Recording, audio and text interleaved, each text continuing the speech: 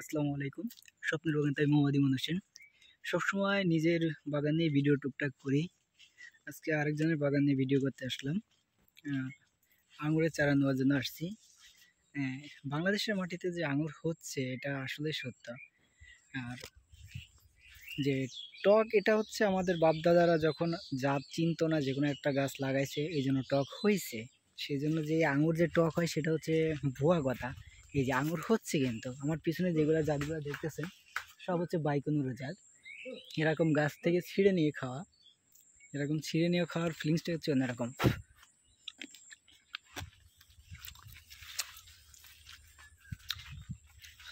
এই সাইডে আরও সুন্দর হয়েছে, মাশাআল্লাহ মাশাআল্লাহ, মানে দেখলেই মন ভরে যাচ্ছে। আমিও চারা নিতে আসছি, আমিও শুরু করবো আঙুর। আমিও আগে চয়ন জাত নিয়ে শুরু করছিলাম, কিন্তু এখন চয়ন বাদে এখন নতুন নতুন জাত নিয়ে কাজ করতে হবে। একটা জিনিস নিয়ে পড়ে থাকলে হবে না, ও কমপক্ষে 5-6টা জিনিস নিয়ে ঘাটাঘাটি করতে হবে। এই অবস্থা। এই গাছের বয়স প্রায় 2 বছর হতে গেছে। এই অবস্থা আঙুর বাগানের। আমিও লাগাবো।